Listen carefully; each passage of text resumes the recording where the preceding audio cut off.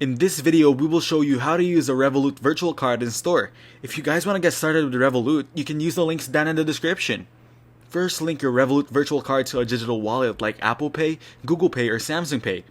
Open your digital wallet app, follow the prompts to add a new card, and input the card details.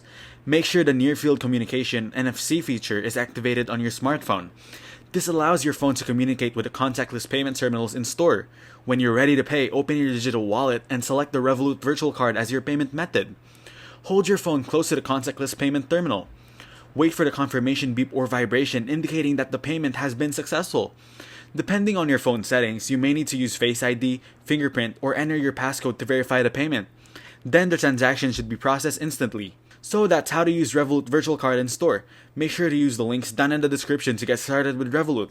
If this video was helpful, please consider leaving a like and subscribing to my channel. With that being said, I'll see you in the next video.